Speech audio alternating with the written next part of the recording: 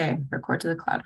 All right, so hello and welcome again, everyone. My name is Natalie Eicher. I am the undergraduate student affairs advisor for the Department of Political Science. So today is our first year orientation. So welcome again to all of you that are here. Also here is my colleague, Annika Santos. So she is our student services coordinator. And she will also be helping me with a bit of advising once she gets more trained. She did start with us about a month ago or so. She has also been part of our department, so she is an alumni. She majored in political science, public law. So for those of you who are in that major or considering that major in the future, she is a great individual to talk to. But let's get started. So this is a quick overview of what I will be covering today. It's just going to be a lot of information.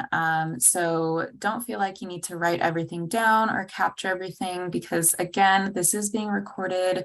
It will be posted on our YouTube page and on our department page, and I will also be sharing out the PDF with everyone. So yeah, we're going to cover a lot, and so just hang in there.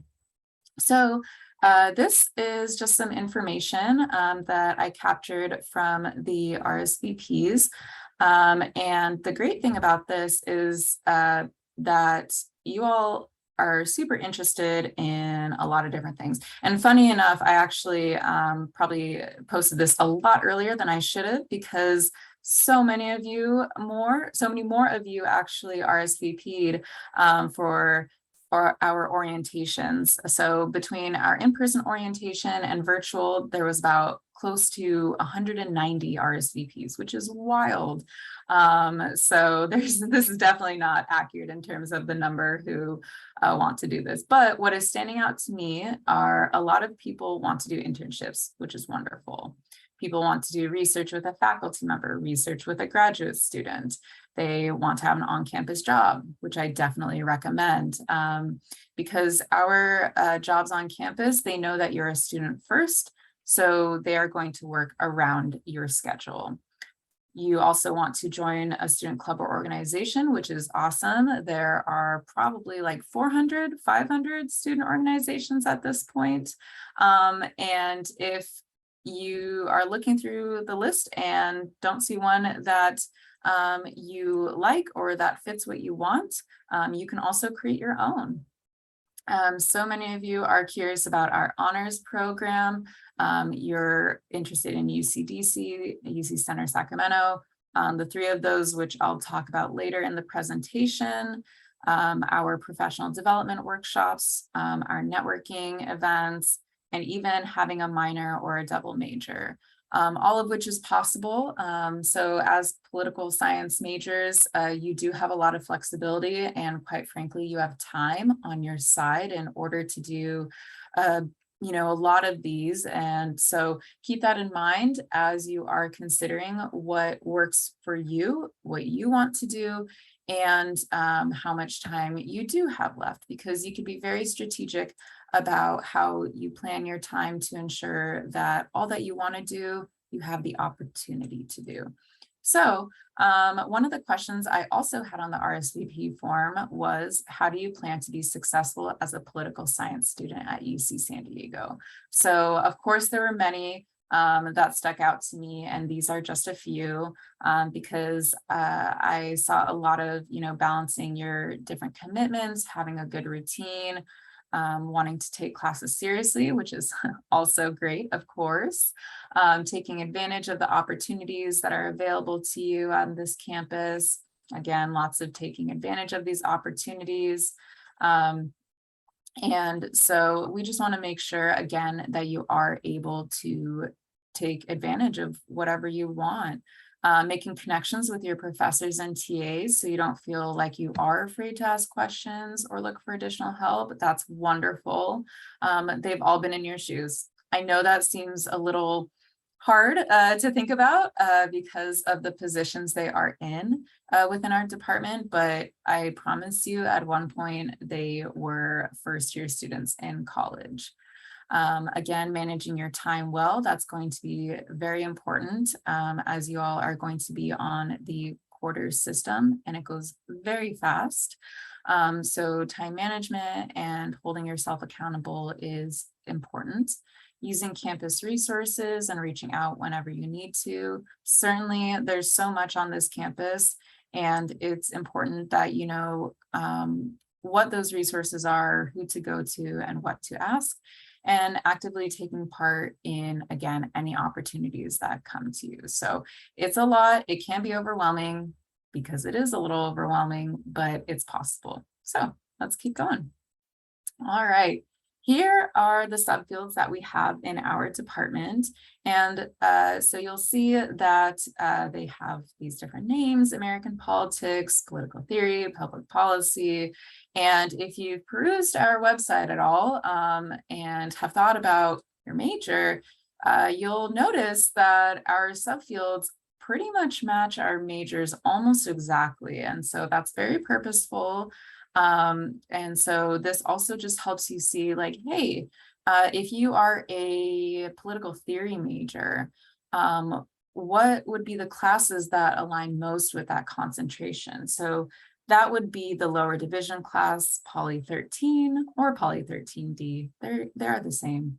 And then the upper division classes that are noted as Poly 110 and 119. And so I know all of you are probably like, okay, but what do these actually mean? Like, what's Poly 110? And what is Poly 140? With that, these are just the notations. And so as an advisor, I often speak in terms of notations. So like I said, Poly 140 or Poly 120A, but you all as students are going to understand the classes more as their titles, which again, makes total sense because that's what matters more, is you knowing what these classes pertain to. So just don't be alarmed if the messages I send you just focus on the notations of the class and not the titles. Here is a overview of the subfields in our department. So again, the name of the subfield and just a short description. On each major page on our department website, we have the description, and then you can also see what classes are required of each of those majors. But this is just a general overview of how you can start to understand what each major and each subfield pertains to, because it may not be obvious to everyone. Everyone here is starting out in different stages of their understanding of political science, and we want to ensure that you know exactly what you are getting yourself into in terms of the content. So as I said before, we have many different majors. We actually have 9 of them. So we have a general political science major, and then we have 8 majors with an area of concentration. So that means like race, ethnicity, and politics, international relations, data analytics.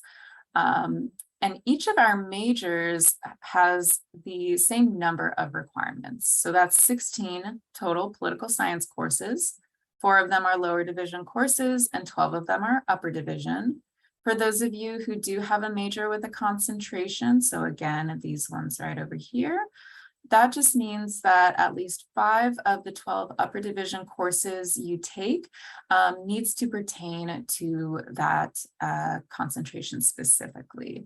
And again, if you go to each major page, the specific courses or the range of courses that would align with the concentration are clearly explained on those pages. Very important is that all courses be political science courses. We do have 2 exceptions, one of them being the class Laws 101. And then the other exception is for those who choose to have a double major. And if you choose to have a double major with, again, another major in a different department, you have the option to overlap up to 2 upper division courses. Now, If they are political science courses, we're totally fine with that because they are our courses, but the other department would need to agree to those. And that's the opposite is true. So if the two courses you want to overlap are not political science courses, then us as a department would need to approve them. And so that's a conversation, we can have later when that is something you are thinking about, but just consider that a good rule of thumb in order for us to accept a course that's not a political science course is that we want it to have at least about 50% political science content covered in the class. Another important matter is that all courses must be taken for a letter grade. Now, apparently I don't say what letter grade. That would probably be important to include. And so you do need to earn at least a C- or better in all political science courses. And for those of you that may have transferred in courses, so whether that's from a community college or say, you take another class in study abroad or at another university and want to transfer that back in, it also needs to be or you also need to earn a C- or better. For those of you that want to change your major, that's totally fine. You can do that on or after the first day you enroll for fall classes, which I believe was yesterday. So I have been seeing those come through my emails in terms of students changing their major, but again, you have plenty of time to do that. All right, so in our department, we also have what we call like a joint program or a 4+1 program. Essentially what this means is you are getting your bachelor's degree and a master's degree by the time you are finished with this program. And we have this program, it's an agreement between our department and the School of Global Policy and Strategy. So on our end, you would be earning a bachelor's degree in political science, international affairs, and from them, you would be earning a master's of international affairs, again, by the end of the program. So this program started in fall 2020. What a year. Students first started the program, like they applied in spring 2021, and then they started in fall 2021. So they just completed their first year in the program, and now they are in their second and final year in the graduate program. So they will be finished in totality with their bachelor's and master's by spring 2023. So we're really excited to hear how that has been for them. So far, they are enjoying it. And so far, we are going to be welcoming our second cohort this upcoming fall. And it should be great. But if any of you do have questions about this, please connect with me later in the summer, just to make sure that you understand what is needed, because we do want to make sure that you are prepared to succeed in the program and can plan accordingly. So the general catalog, the reason why this is important to know is that it's basically the rule book for your time at UCSD, not just for your major, but for everything else. Lots of course descriptions are in the catalog, but I will say it's not the most updated version. And I say that because as far as our department goes, we put our course descriptions on our website first, and then eventually it gets put into the catalog. We try to make sure our department has the most updated information possible for you all, because it's just more accessible that way. But you all are entering UCSD for fall 2022, which means that you would follow the rules and regulations of the 2022 to 2023 general catalog.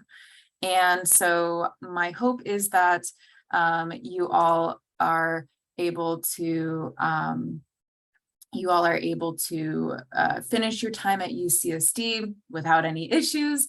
That is the goal, I'm sure. But if for some reason life happens and you need to step away for, a quarter, a year, 2 years, 3 years, a decade, it does happen. Every single year, I get a handful of students who do need to complete 1 class, 2 classes, sometimes more, because life happened. And so they're coming back, they're finishing their time, but they're only held to the rules and regulations that were in place when they entered UCSD. So now this would never happen, but say you stepped away from us for a few years, maybe you had to stop out after spring 2023. And then maybe spring 2024, we said, hey, all of our political science majors need to take 5 extra classes. Again, that would never happen, but let's just pretend. And you came back a few years later. And so these regulations are still in place. But because you started with us in fall 2022, you would not be required to complete those 5 extra classes. So again, it's a contract of sorts, just to make sure that you are being held to what you signed up for, essentially.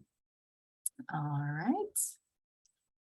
And this is a screenshot of our department page, specifically the political science major and minor page. So where you can find this exact screenshot is from our homepage.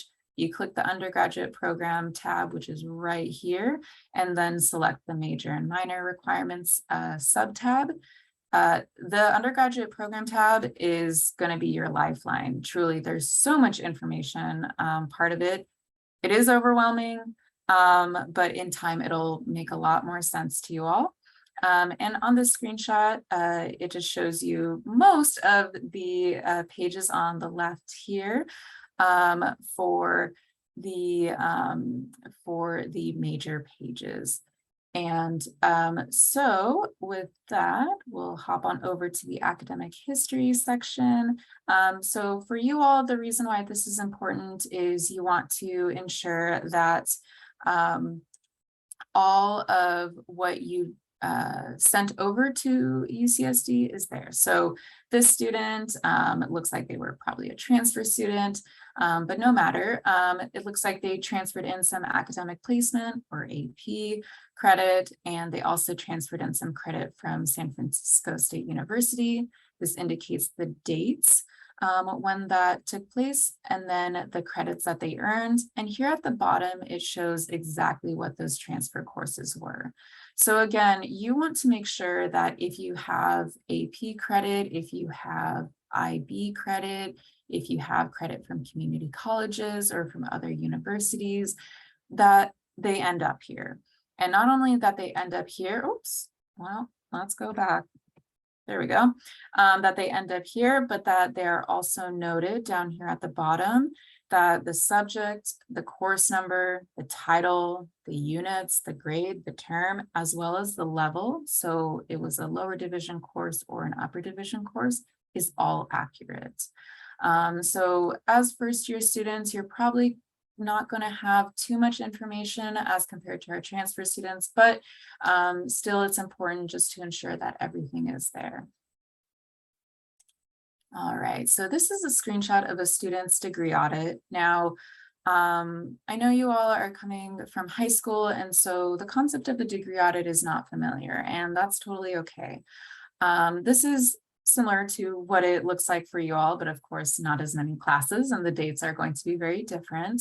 But I like this screenshot because it kind of shows all the different things that will happen over time for you all. So here on the left, I just kind of share, what the green indicates, what the blue, and what the red indicates. So I'm actually going to start with the red first, because I think that's just easy to start with. So this student has a few missing requirements because they are not completed with their major, and that's okay. So you'll see that there is red in the entire upper division requirement section. And what that means is that this whole section is not complete yet. So that's why the whole thing is technically red. Now, each of these subsections are also red because the student is missing a class in each one. So again, that's just an indicator that more courses are needed for those sections. Now here at the top, the whole lower division section is marked as blue. And the reason why is because it's in progress as a whole. So We see here that there are some completed sections and some that are in progress. So there's nothing that's necessarily missing, which is why it's not red and we don't see any individual red sections. But when we go into these subcategories, the green, again, that just indicates completeness. So we see that they've completed their Intro to Poli-Sci course, specifically Poly 10, which is required for public law majors. They've also completed Poly 12 and Poly 13D. So that's why this is noted as green as well. And then this small section is blue, so that's for Poly 30D, and this is because the course is a work in progress. So again, this is just a quick overview of the degree audit. I see these every day, all day, so I'm very, very familiar with them and how they work, what they look like, but I know it's going to be something that you all are going to learn, and then that's okay. My one suggestion for you is that if anything seems odd, you're more than likely correct that there is an issue. And, you know, if it turns out there isn't, we are happy to confirm that nothing is an issue. But if you see that courses are in the wrong place, or you're curious why a course is in one section, not the other, you're more than welcome to send a message. And if it has to do with your political science major requirements, you would send it to our department or myself. And then if it has to do with any of your college requirements or university requirements, then you would connect with your college. So I do see a few questions in the chat. So one of you all are asking, when it says one requirement, but it says it needs 3 courses, what does that mean? Excellent question. I will say I have some thoughts on the way that they phrase certain things. So what you want to focus on more so in terms of like this one requirement shenanigan, just focus on how many courses you still need. So that is what is most understandable for everyone. Sometimes when they say like needs one requirement, what you all see here in the middle, is just saying like the requirement needs to be a 2.0 GPA. But again, you just want to focus on how many courses you need for that specific section. And then, so in terms of where you find the Triton Link academic history and the degree audit, so with that one, if you just like Google UCSD Triton Link, more than likely that's going to prompt you to sign in with probably your student sign-on. And then you are going to be able to find your degree audit that way. There should be like a link in order for you to find it. But no worries, as part of my message to students after the fact, I will be sharing a few helpful links because unfortunately, like as an advisor, I actually don't see the same things you all do on your page. Like I don't have access to it. So it does make it a little bit hard to know exactly what it looks like from your end. So I have had quite a few students, then this is just deviating from this slide, but I've had quite a few students ask why Poly 10 is not available for fall when it is on the academic plan. Just please note that the academic plans, at least for political science, are pretty flexible. We honestly just copy them every year. Normally we offer Poly 10 in the fall, but this year we didn't, and that's okay. We do plan to offer Poly 10 later in the academic year. So when it pops up, you'll be able to take it then if you so choose to, or if it's a requirement for your major. All right. This is some screenshots of our tentative schedule. I should probably rephrase that to tentative course offerings. So this is where you can find it on our website, or again, the screenshot. You can find this in the undergraduate programs tab, and then the subsection that says political science courses. And then this is linked right here, political science tentative course offerings. This is what pops up. So we have winter quarter up there and spring quarter up there since fall is readily available. And as the name suggests, it is tentative, meaning it is subject to change at any time. But what we do is we just try to at least add more classes and not take away classes, or we just flip them in that we move a course from one quarter to the other. So if a course does need to be canceled, then we inform students right away if it's already something that students have enrolled in. So again, we try to prevent that as much as possible, but unfortunately, it's often not our decision to do so. Schedule of classes. I really hope you all are more familiar with this now that you all have been enrolling in classes. So I just provided a screenshot of political science highlighted and then the quarter. One thing to note is that as you all continue with your time at UCSD, this search term, it might jump ahead. Most of the time, I've seen it happen where it doesn't skip summer, but it goes very quickly into fall quarter because the availability of classes for summer shows up just maybe a handful of weeks before fall schedule is available. So just please be mindful of which term you are looking at. I don't want you to get the incorrect information on accident. Another thing I do want to point out is that these options, so lower division and upper division, and all of these days are going to be automatically marked.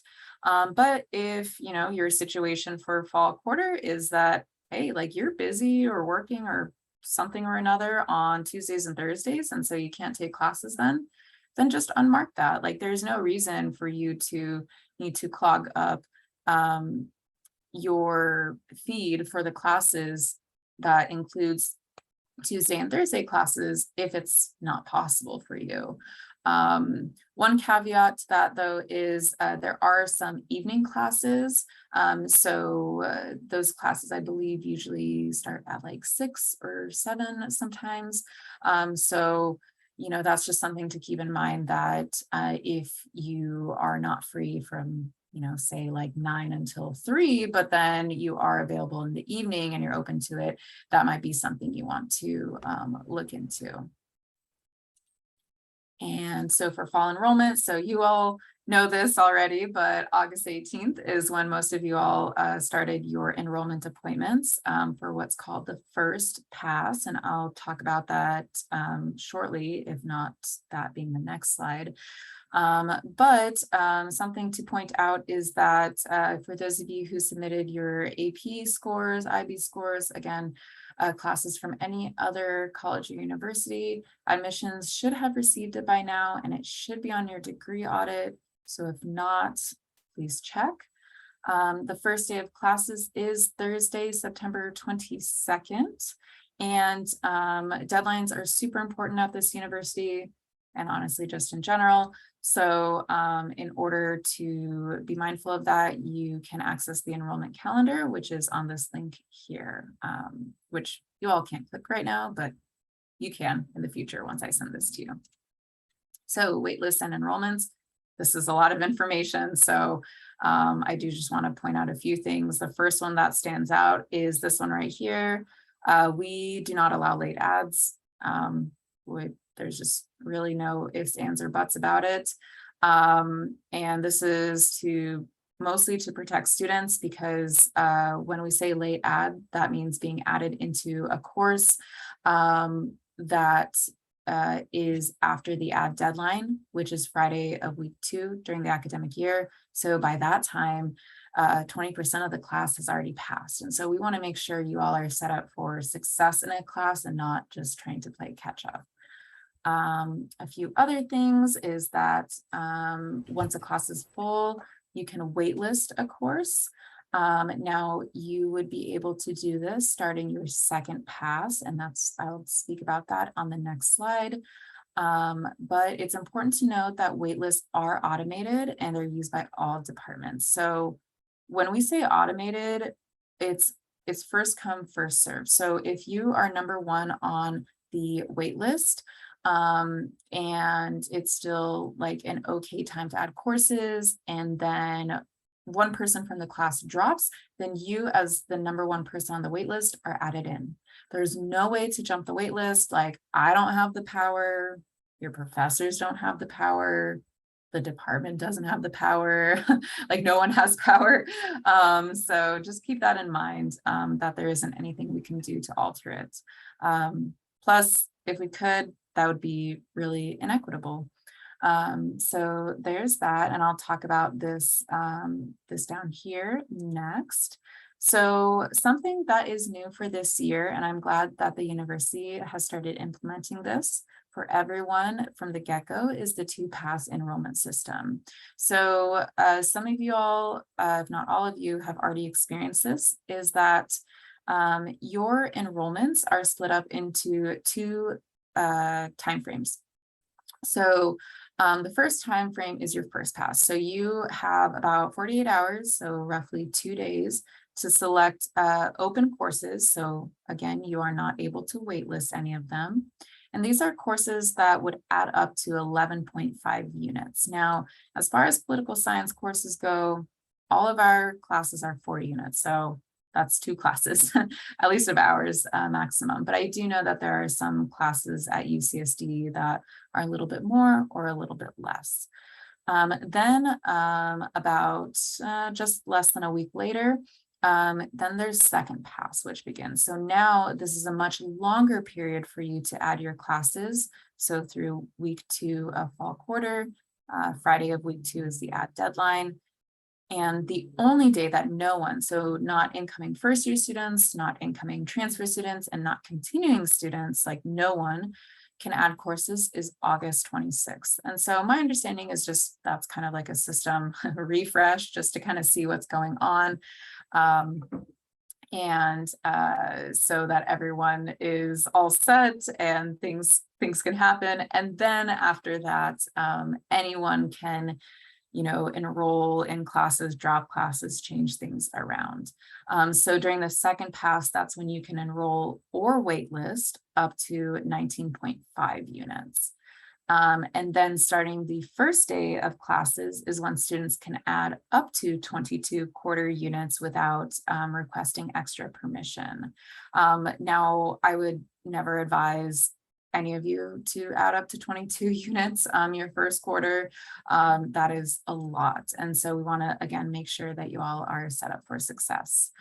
So I do see a quick question, and feel free to put questions in the chat. I may or may not be able to get to them as I'm speaking, but I do try and look at them to see if it's relevant for the side that we are on.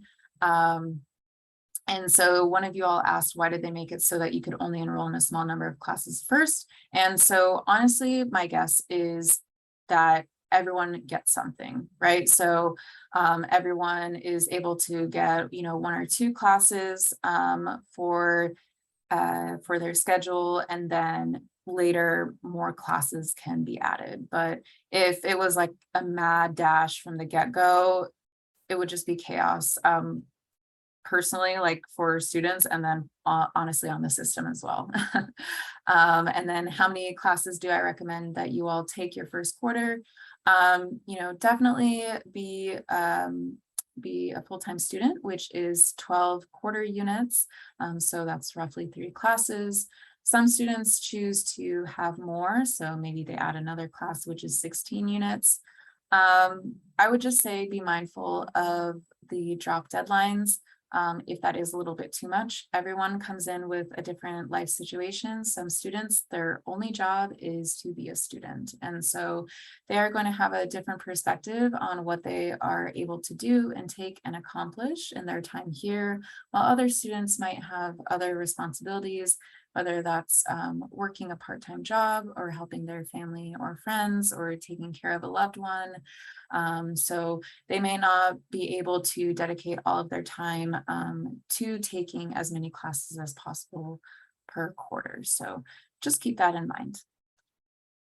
So major and course planning, there's many different ways to go about this. I referenced earlier that each of our majors has a major page. And so in each major page, we have a checklist for that specific major. So it's a much nicer way to understand the major and to plan out the classes that you are taking instead of just looking at your degree audit from the get-go. So you're more than welcome to use those. There are quarter by quarter plans that the university has. We have some on our website, but I personally don't really use them. I gravitate much more to the PDFs, the major checklist PDFs. Your college may also have plans, and to be honest, a lot of students just create their own plans, which is totally fine.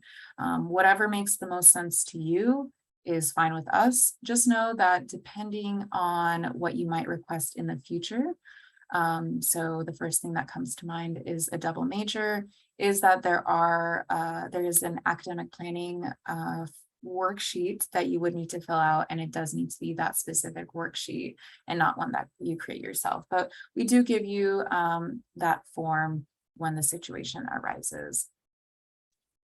All right, getting into the fun stuff. So department opportunities. We have a ton of classes in our department, and we are always adding more. Truly, like every quarter, there are new classes that we add. And so I do my best to share out about those new classes when I can, especially if they do pertain to specific major requirements, so that students know how it works for them. We also have professional development workshops. I'll speak about this a little bit later in the presentation, but these are on a variety of topics. And I'm always open to hearing from you all of what type of topics you hope to see in order to see if that is feasible to do based on time, staffing, and resources. But this is what we've covered in the past. And again, we're open to having other topics too, depending on what you all are interested in. We have an alumni mentor program. So this has been around for nearly 5 years.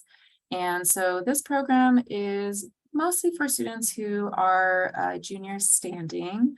So that's why we share earned at least 90 units. Every so often, we are able to open it up to students who are sophomore standing, but the priority goes towards our junior standing and senior standing students. So once you all get to that level, you're more than welcome to apply for this program. So in this program, you would have what's called a career track mentor, or we just say career mentor, and then an exploratory track mentor, or again, just exploratory mentor.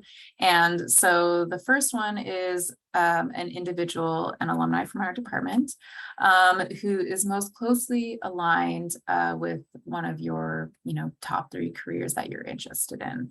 And then the exploratory mentor is one who is maybe in your number 4, through number 6, number 7, in terms of possible career options.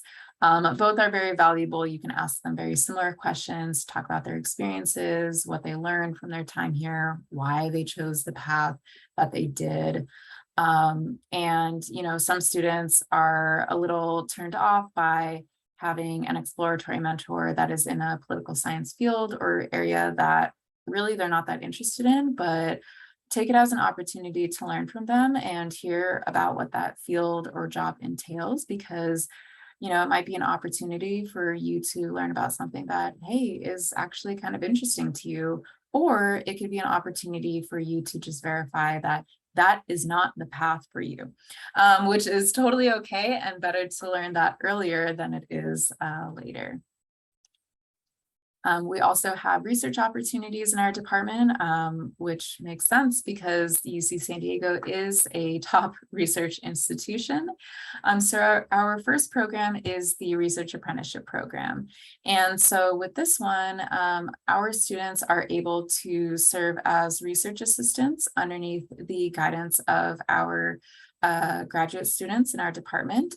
So if you didn't know, our department does have a PhD program. So that's why it's great that we are able to offer this type of program since not every department can. So with this program, it is in the winter quarter and spring quarter once you reach junior standing. And so you would commit about 12 hours per week during each quarter, and then earn major credit. So that's what we mean by this Poly 198 RA class. So you would earn that credit towards your major in the upper division elective category. And then in spring quarter specifically, you are able to enroll in the optional course. It's noted as Poly 199. And there you would write a seminar paper or a research paper talking about your experiences and then, what you learned, what research you conducted, and that would be under the guidance of the graduate mentor. So it's a great opportunity. I generally share out about the program and the projects that are available in usually October or so, so that students can start contacting the graduate students and then interviewing for the available projects throughout fall and then get going in winter quarter. But again, this is something that our students who are junior standing and above are able to do. But if research is something that's interesting to you or you're curious about it, I would definitely recommend it. Please note that the students who participate in this program, for honestly the vast majority of them, this is their first time doing research. So the graduate students know that, they're very well aware of this, and they understand that part of the program includes mentorship on research. And for those of you that want to do a little bit more individual research and want to do research with a faculty member, then independent research, noted as Poly 199, would be what you focus on. So this is where you do research with a faculty member. Most of the time it's on their projects. And every once in a while, though, it could be something that you initiate. You also get credit towards the major and the upper division elective category by participating in this program. One student in the orientation, in the in-person orientation on Wednesday, asked how many times you can take these courses. So for Poly 198 RA, you could take it twice. And then for Poly 199, you can also take it twice. These two courses are our only exceptions to the rule that we have about political science courses needing to be taken for a letter grade. So these two courses, the only grading option you have available is a pass or no pass. So if you earn a pass grade, then it can count towards your major, but these are the only two exceptions. Then we have the senior honors program. So for those of you who want to take research, writing, analysis, and data to the next level, this is for you. So with this program, it is, as the name suggests, during your senior year, so your last year at UCSD. You also enroll in courses and you can also earn credit towards the major. And that's with the course Poly 191A, which is in the fall quarter, and Poly 191B, which is in the winter quarter. This is our most rigorous program, and in terms of eligibility requirements, we hold very, very tightly to these requirements. We really don't budge at all, just because we want to, again, be fair and equitable to all students who want to take part in the program, and we want them to succeed as well. For those of you who are interested in going to a graduate program, whether that's a master's program or a PhD program, this might also be something that you consider, because you do write a thesis throughout your time in the program, and it could be a great stepping stone for those types of programs, and also give you definitive work that shows you conducting research and your ability to write clearly, concisely, and effectively, and use data in a way that is understood accurately. And so for those of you who are like, yeah, I have no idea what an honors thesis even looks like, no problem. We have all of the theses that have earned a level of honors, high honors, or highest honors on our department page. So if you go to our undergraduate program tab once more, and if you choose the senior honors program sub tab, then you can, I think there's also a link that you click in there. And if you go to the bottom of that page, you will see all of the theses there since 2012. So we have a lot of theses there for you to look at to see like what a thesis even is, and to give a better idea of that. Then there's the local internship research program. So this is a combination of doing an internship one quarter and doing a research project or a research paper another quarter. One caveat to this program is that one of the classes, the internship seminar class, Poly 197D, this is not allowable for the major because you're just spending time doing an internship, so there isn't an academic component. But the research seminar course, which is Poly 194 SD, that is allowable for the major as long as you are in a C- or better, because you are partaking in a research paper or a project, so there is an academic component to it. Again, this is mostly for students who are junior standing, but I have seen students who are not junior standing be able to take part in this program. So it is a little bit more flexible. And in terms of these eligibilities requirements, again, they are a little bit looser, but just consider that we do want you to be successful in this program as well. All right, so campus opportunities for major requirements. So this, we're first going to start off with the UCDC and the UC Center Sacramento program. So both of these programs are very popular with political science students, which honestly is pretty understandable due to the location. So the UCDC program being in Washington, DC, and the UC Center Sacramento program being in Sacramento, California, so our state's capital. And these programs are similar in that you go to, either of those locations, you have an internship, and you also take classes. There are more classes required in the Sacramento program than the DC program, but again, they're still great. But also, like, in turn, you have the opportunity to get more credit toward your major with the Sacramento program than the DC program. So in terms of those specifics and how much credit, what classes, and so on, we do have separate pages for these programs on our department website. So if you go to the undergraduate programs tabs and then click the, I believe it's the internship opportunities for political science, it's going to be there. And our department, it does not oversee these programs, but I share out about it because they are really important for our students. It's very popular, and you all getting credit, it's my duty to share how that works. But if you are interested in these programs, I definitely recommend you reach out to the coordinator of the program. Her name is Jennifer Homrich. She can be reached through the Virtual Advising Center, or the VAC for short, and you would select the Academic Internship Program option in which you would send your message.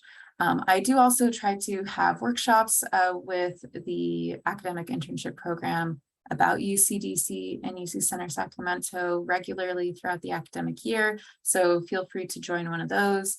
And if I don't hold them myself, then I share out about the ones that they do. But these are both great programs. Students love them. You're also more than welcome to do both. I see students do them or do both. And yeah, it's just, again, more opportunities to get credit towards your major, have an internship, and be able to network and meet more people that love what they are doing and are able to learn more about what political science looks like outside of the classrooms. So study abroad, we're really excited that study abroad has been more and more accessible to students over the years, especially since COVID. It's, again, very popular with political science students, which is wonderful because political science exists everywhere. I mean, I have seen students go study abroad on every single continent except for Antarctica, maybe one day. But yeah, there are plenty of countries and programs that you can do. You can study abroad more than once as well. You also don't have to study abroad just for your major. You can satisfy college requirements. You can satisfy university requirements. You can go for a quarter. You could go for a semester, since most universities on this world are on the semester system. You could go for a year. You could go for a summer. You could go for 5 weeks during the summer.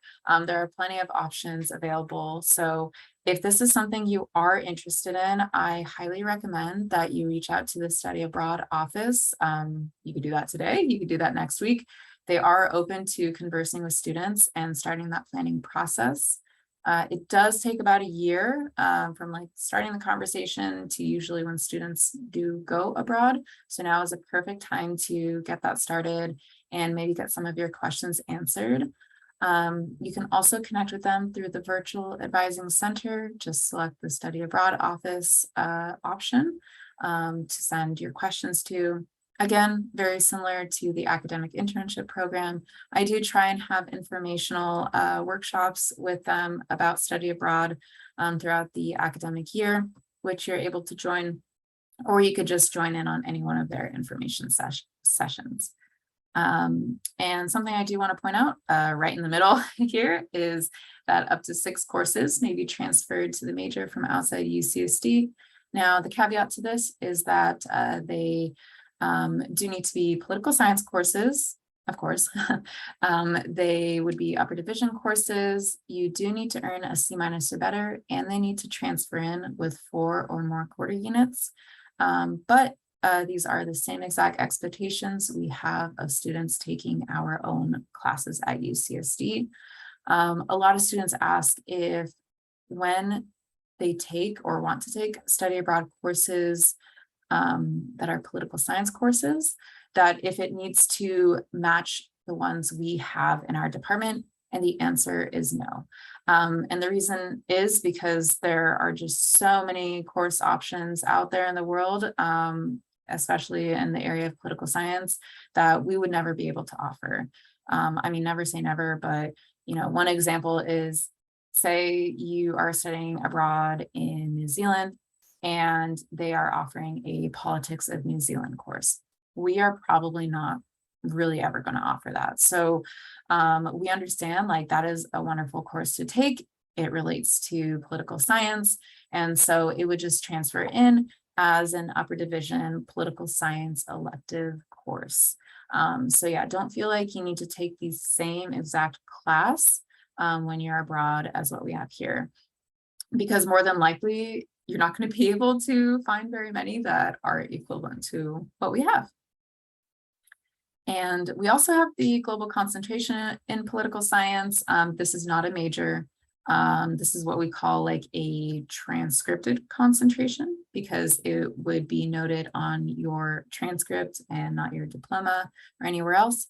But for those of you who study abroad and take at least one class that's towards the major, if you're proficient in a second language and you take at least 2 courses that relate to global content, this is something you can reach out about and we can put on your degree audit. So just something to, think about. And if it applies to you in the future, definitely reach out.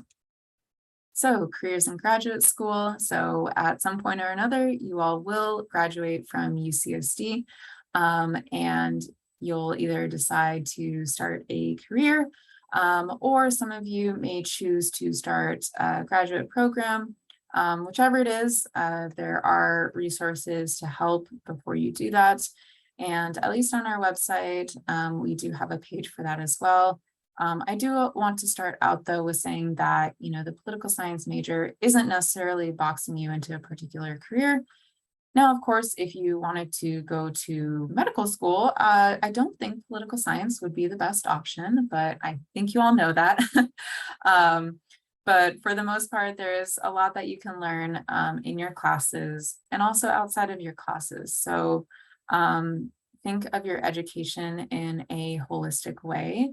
Think about what you want to learn in your classes, the knowledge and skills you're gaining there, and then what you want to learn through a job, an internship, through volunteering, through being part of a student organization, just whatever you are involving yourself in while you're with us. That also gives you a lot of information on who you are, what your skills are, what your strengths are, maybe what would be good to work on before pursuing a job, what opportunities you should be taking advantage of, and just, again, what you want to go into. And then participating in our programs or connecting with our faculty, so your professors, or with our graduate students to talk about the political science field in terms of career options, graduate school, all of that is also very important because they've been there or are there if we're speaking about our graduate students. So they are definitely a treasure trove of knowledge and are happy to help you understand what political science looks like in terms of a career and the options that you have to pursue. So this slide is tying back to the department workshops and events slides that I spoke about earlier. Like I said, we try to offer about 2 or 3 a quarter, sometimes a little bit more. These are just a few of the examples that we have offered in years past. But like I said, we are open to other ones that you all might be interested in, or that just come up naturally over time. And we will see what we can do as well. So if y'all have any ideas, feel free to let us know. We do try and find topics that would be relevant for you all.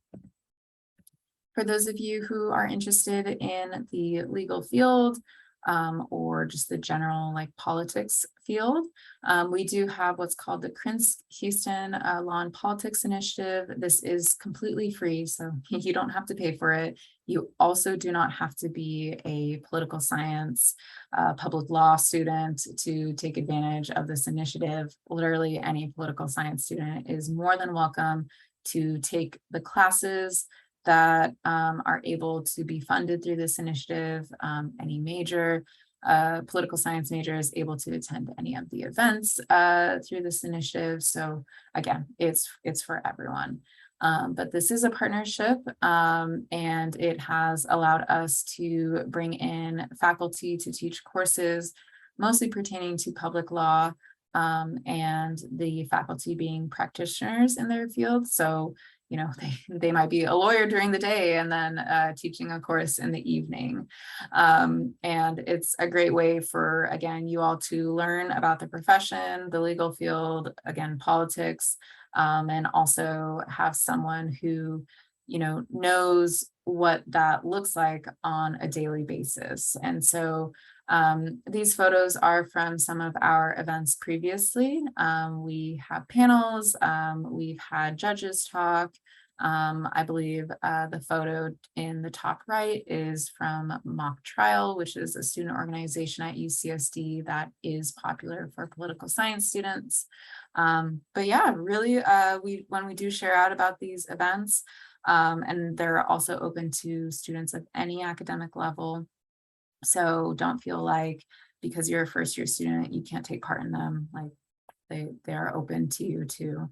Yeah, so if you see one of these events or types of classes, you're more than welcome to consider partaking in them.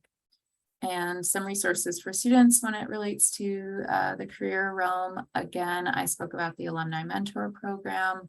We have the Board of Pre-Law Advisors. So these are current graduate students in our PhD program who went to law school, completed law school, practiced law, and then started with our graduate program. And so they are available to answer any questions you have. Again, it's completely free. You would just need to reach out to them through email, and their contact information is found on our website. So that banner at the top, it is not under the undergraduate program tab for once. It's under the Law and Politics tab, which is going to be more on the right.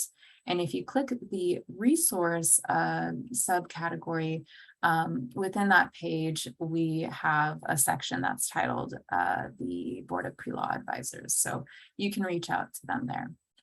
Then there's the American Political Science Association. So I believe almost all of our faculty are part of this association.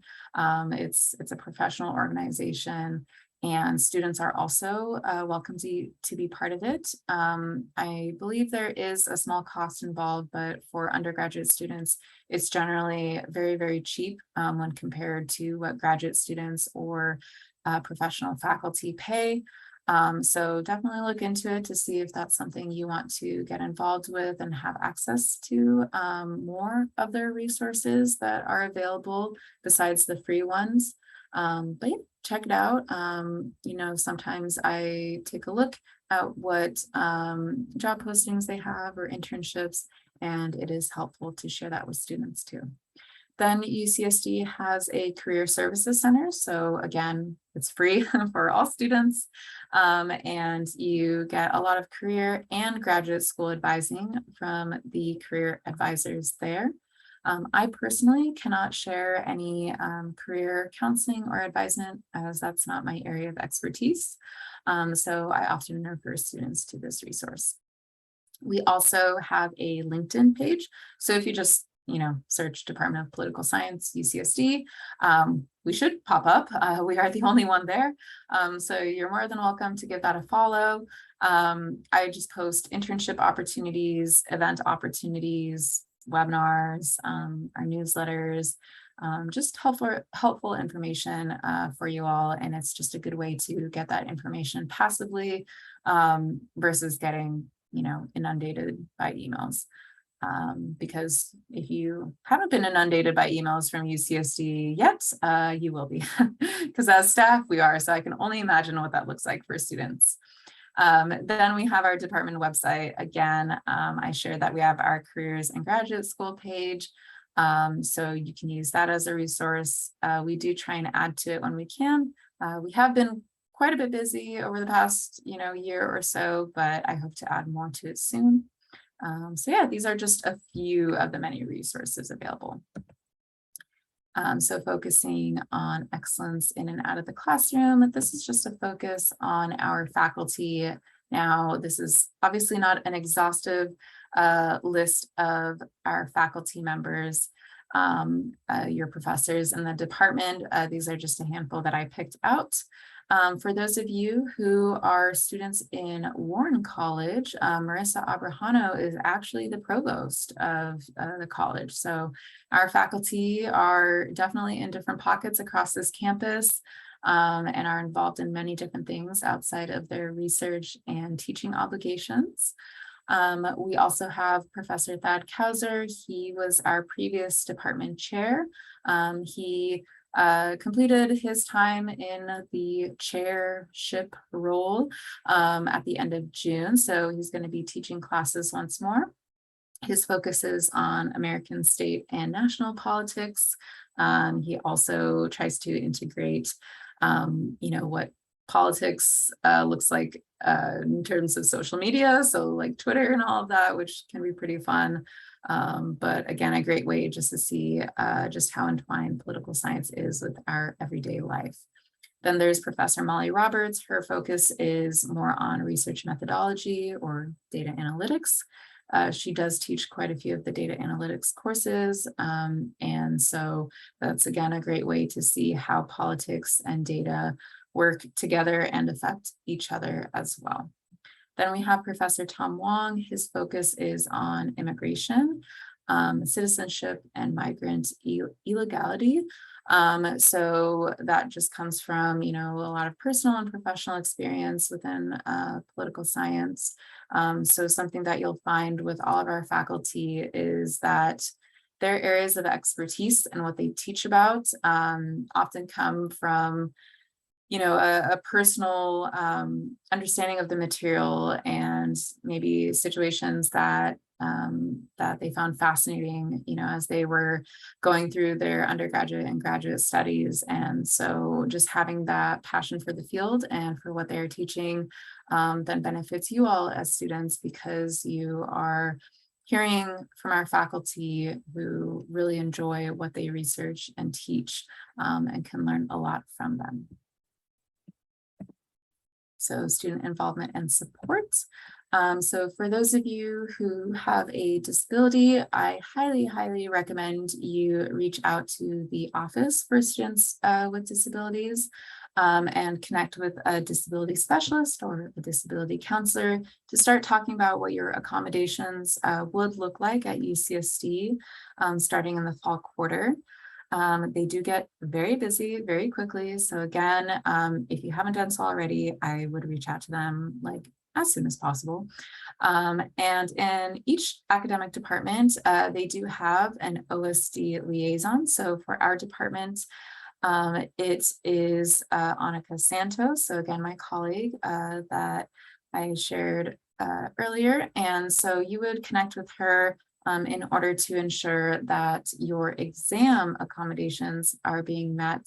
And if there's anything that her / the department need to do in order to, again, make sure that is something that is being followed for your midterm and final exams. And we do have this information on our website as well. So again, I just provided some screenshots in terms of where to find the information on our website. It's if you go to undergraduate programs, and one of the subcategories should say OSD or OSD accommodations. So you can click there to read more about it, but definitely also go to their individual page on the UCSD website. So like I said before, UCSD has a ton of student organizations, and these are just a small handful of what exists. And I'm sure there are even more that pertain to political science or the political science field in general. But these are just some of the popular ones. Feel free to join any of them that suit your fancy, even if it has nothing to do with political science. It's truly up to you what you want to be involved in. But if you are interested in political science ones, this is a good list to start with. But again, there are so many, and if you want to join one and we don't have it at UCSD, you can also create your own student organization. So transitioning to UCSD. It's a monumentous occasion, and it is a lot. It is overwhelming, it is stressful, but it is also exciting. So as I've shared before, there are so many resources on UCSD's campus. These are just a small handful for you all that you might need to utilize most often. So there's a coaching program, the analytical writing program. So if you aren't familiar with it already, political science is a very writing and reading heavy discipline. So it's best to get your writing skills tip-top shape in order to do well in your classes and to be prepared for your exams and any essays that you will be writing. So feel free to check out the analytical writing program, as well as the teaching and learning commons, to get assistance on anything you feel like you do need to improve. Then there's the Academic Achievement Hub. So they have tutoring, they have supplemental instruction. They can help you learn about different learning strategies that would be helpful in many different classes that you will be taking, not just political science courses. There's also Oasis, which provides free tutoring, free mentorship, and then some counseling as well. Then, as I spoke about a few slides before, there's the Office for Students with Disabilities. There's also the Counseling and Psychological Services resource. So this is often shortened to CAPS, and that's how we usually say it as well. So they provide free and confidential counseling to all UCSD students. My understanding is that they have like a central location on campus, or general location, but then there is also a CAPS counselor in each of the colleges, like located in each of the colleges. So again, they do try to be accessible for students, and I recommend reaching out to them sooner when you are encountering some struggles rather than, when it becomes a full-blown crisis. Of course, if that is something you have the ability to, decide, just because there might be some assistance that they can help you with early on to help mitigate some of the larger effects of any stressors you might be encountering. And as far as the last resource, I truly hope none of you all have to use it. But if you do find yourself encountering any form of harassment or discrimination, there is a resource on campus to help you navigate that situation and to work with you on what's going on, how can they help you, what can be done to find a solution and resolution to the problem so that it doesn't happen to you again. And we're getting towards the end. So as far as our advising structure, at UCSD, you have at minimum 2 advisors. One of them being your department advisor, which would be myself for political science. Annika, as I shared before, once she is up and running with some training, she will also be helping out with some undergraduate advising too. And then you have your college advisor, or rather your college advising team. And so you would go to those 2 entities for different questions. So anything having to do with your political science major, your political science courses, the programs in our department, or even like the classes you take for political science when you study abroad, or UCDC or UC Center Sacramento. All of that, you would come to us for assistance with or with your questions. And any questions not relating to your major or our department, you would take to your college advising team. And so don't get too stressed out if you send a message to us through the virtual advising center, and maybe it has some questions that pertain to your college. If that happens, I will just answer what I can for the political science portion and then send the rest of the questions to your college to answer. And they do the same. If you just happen to send the questions to me and they all have to do with your college, I could just forward it to them and then they've done the same back. So don't stress about that. It happens even with the most seasoned students. So it's not a big deal. Eventually you all will know who to go to with what questions. And in terms of our current advising availability, it is online currently. So again, through UCSD's Virtual Advising Center, we are going to be offering like some Zoom meetings as well. Right now, it's just honestly a really busy time for our department and for myself as an advisor. So I'm not able to offer Zoom meetings, and I try to also keep those for more complex cases as well. But if your situation necessitates it, then we can set one up in due time. Now, once the academic quarter begins, I anticipate that we will be offering in-person advising as well, but I will share out about that through email. And with that said, I think we are done as far as the main presentation goes. So I will first stop sharing and then also take a drink of water because I didn't take any throughout this presentation. But I am going to look back on the questions that you all submitted throughout, which is quite a few.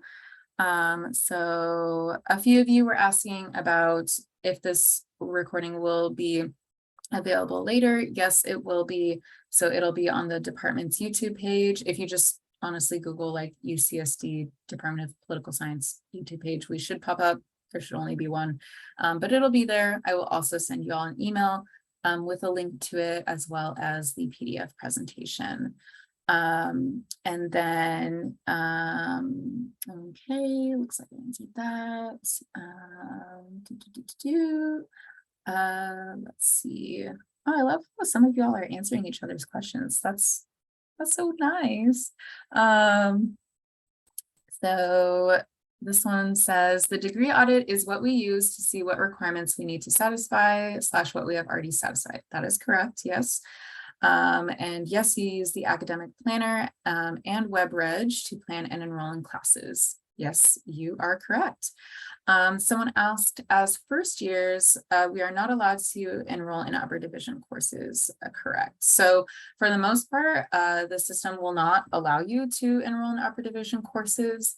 There might be one or two that do, and so that's really just up to the professor that they didn't limit it in any way, but I would just be super, super mindful of not overloading yourself with that. You're already facing a lot transitioning into UCSD and going into your first quarter. So again, we want to set you up for success so that you are prepared to do well in our, excuse me, in our courses. Plus you have plenty of time to take upper division classes as well.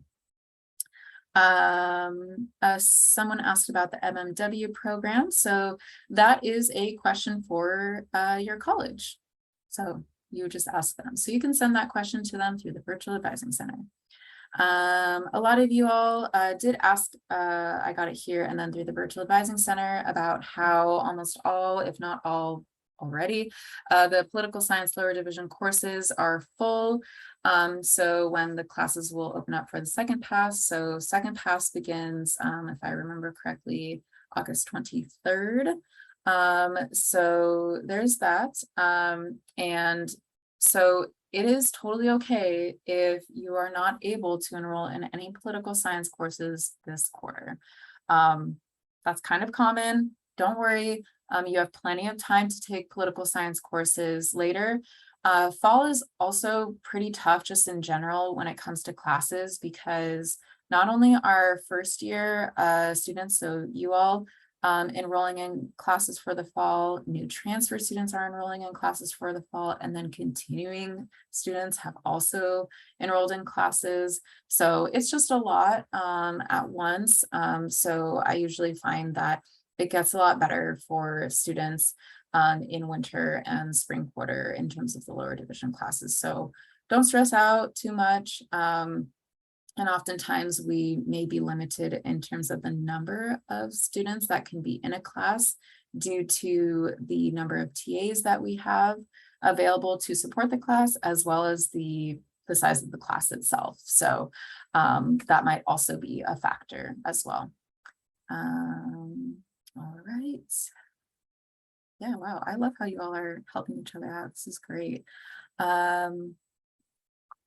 Yeah, and then so if you can't get into any of the political science lower division courses, then fall quarter is a perfect opportunity to take care of some of your college general education requirements and get units towards those, because those are also very important and very much needed.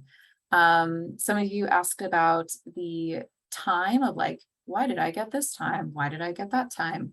My understanding is that it also depends on how many units a student has, like what they're bringing in to UCSD and just what they have in general. So like a student with more units is going to have a sooner enrollment time than a student who doesn't have as many units. And then that also depends on your academic level as well. So I answered some of those. I have a question here asking, so Poly 30 or 30D is a major requirement. That is correct. And it sounds like, you know, it can also clear something for your GE. You're asking if it can count for both, or will it only satisfy your major requirements? I recommend asking your college if it can count towards both. Sometimes that is the case. Yeah, but it would definitely go towards your political science major, regardless of their answer. Can some of the classes for political science coincide with the DEI? So that's the diversity, equity, and inclusion courses or alternative required classes? Yes, actually it can. So UCSD requires that all students take at least, I believe it's one DEI class. So your college is the best person to, or best unit, I should say, that can tell you what courses count and don't count, but there should also be a list. And I do know that there are a handful of political science classes that do count towards the DEI requirement. So sometimes what political science students do is that they take that specific, one of those specific upper division political science courses so that it can simultaneously count towards their DEI requirements and their major requirements, which is great. And let's see. And then a few of you asked about kind of the order of classes, like, do I need to take this before that? Political science, again, is very flexible, so there isn't like a specific order you need to take classes in. I would say the general advisement that I give is that students often find it helpful to take and complete the lower division courses first, and at least the lower division like general course prior to them stepping into the upper division level courses of that same subfield. So as an example, a student would probably feel a lot better about completing Poly 12 or 12D, which is Introduction to Political Science, specifically for international relations, prior to them taking an upper division political science international relations course. In terms of the order, what I also share with students is if you do have a major with an area of concentration, do your very, very best to take all of the concentration courses prior to your last quarter at UCSD. And the reason why I say that is because I wouldn't want you to be in a situation where you need a specific class for your major, and what we offer you can't take, or you've already taken, or there's just another reason why you aren't able to do that, because then you're just in a situation where you either need to take the class a different quarter or change your major or something else. And so we just really want to prevent that from happening. And then where do you find your room assignments? So my first thought was classroom assignments, but then you might also be asking about like your dorm assignments. So if it's the first question, the room, it's noted in the schedule of classes. So it shows exactly where the classroom or class, is held on campus. And then you can look at the UCSD map, or quite frankly, Google Maps is also really, really good about that as well. So if you have the opportunity to check out the campus prior to the first day of classes, I would recommend that, but no worries if you can't. Everyone tries to find where their classes are, even your professors. I promise you, everyone's just trying to find where the heck they are going. So don't worry about that too much.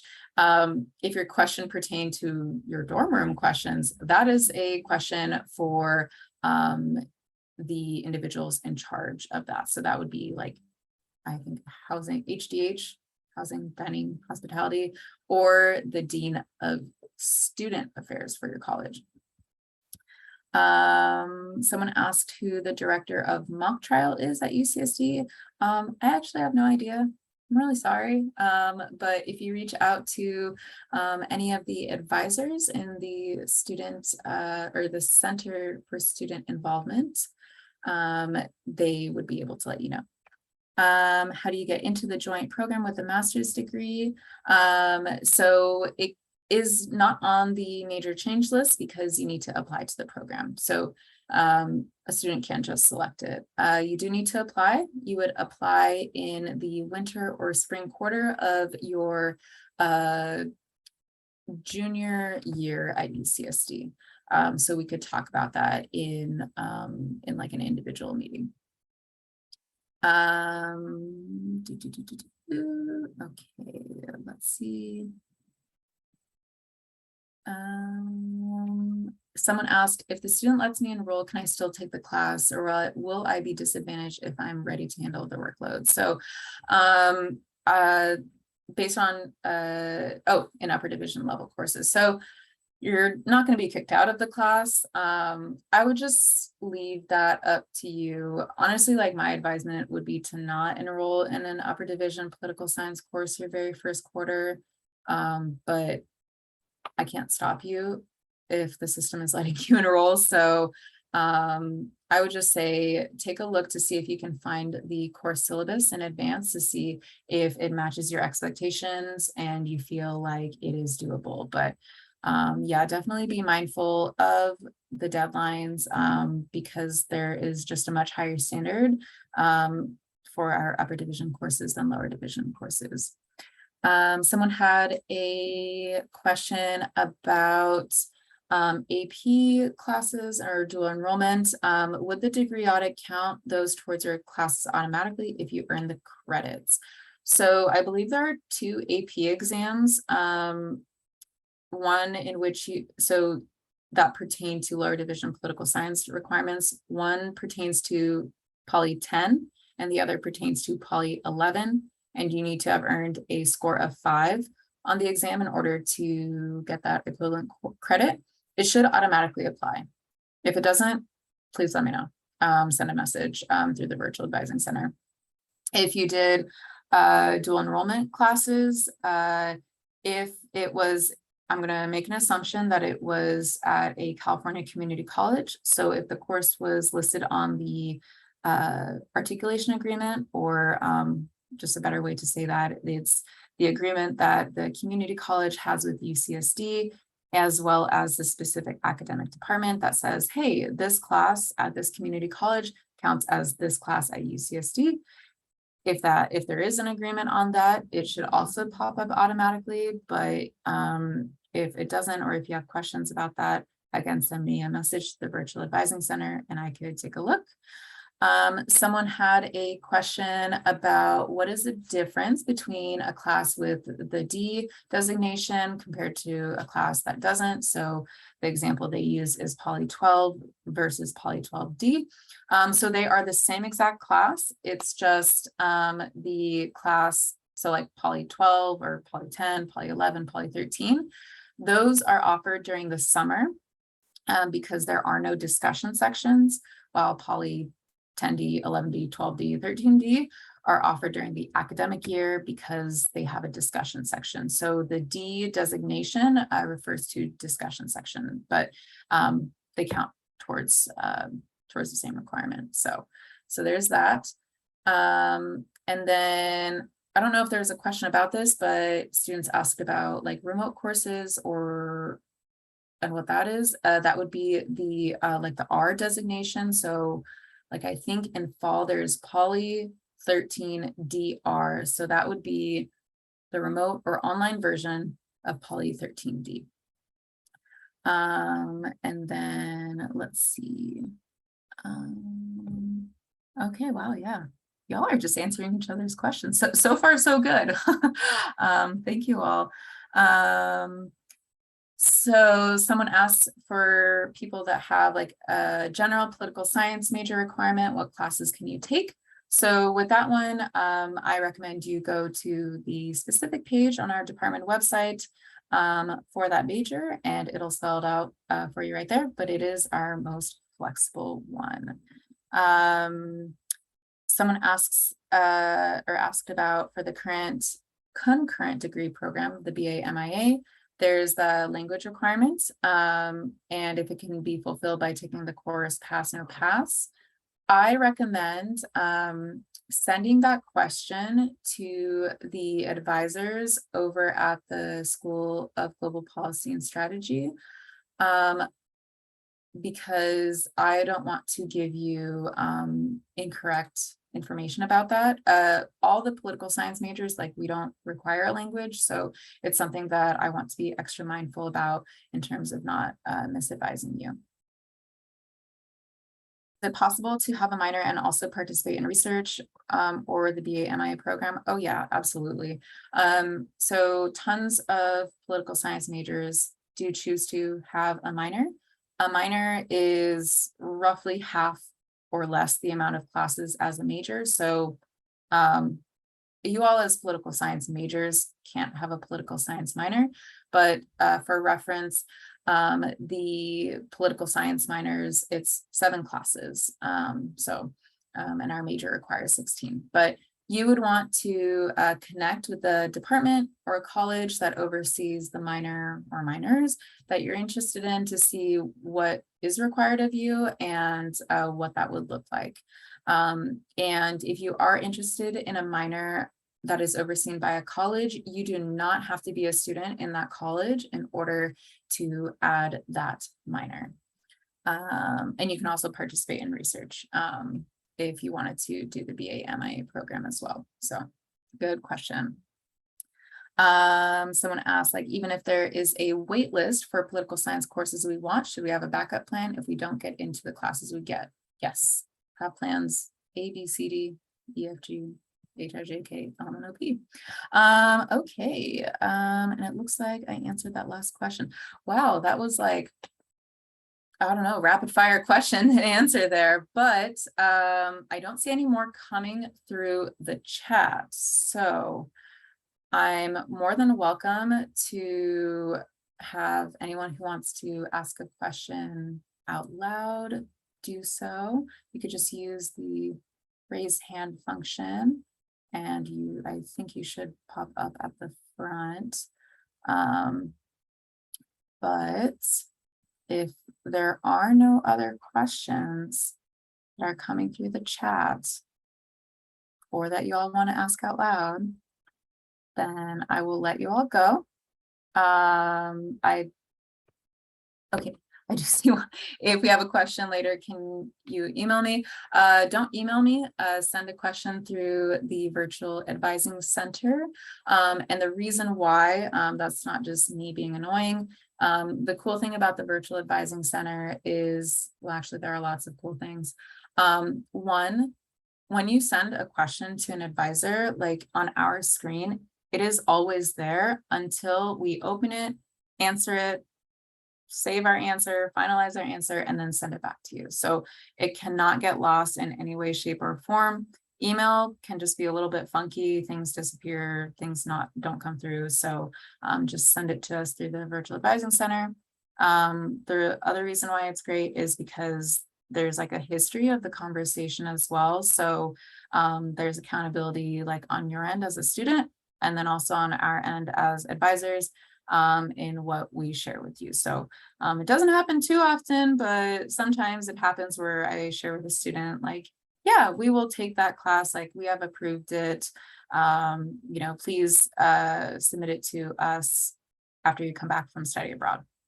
A student comes back from study abroad, they officially petition it, then I might say, oh no, we don't. And then they can say, well, actually in contact number 1, 2, 3, 4, 5, 6, you said it would be approved under these conditions, and I had met those conditions. And I would say, oh, wow, yeah, you're right.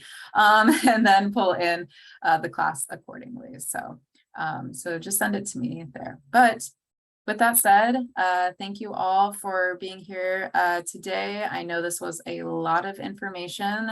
So thank you for sitting through it and bearing with me.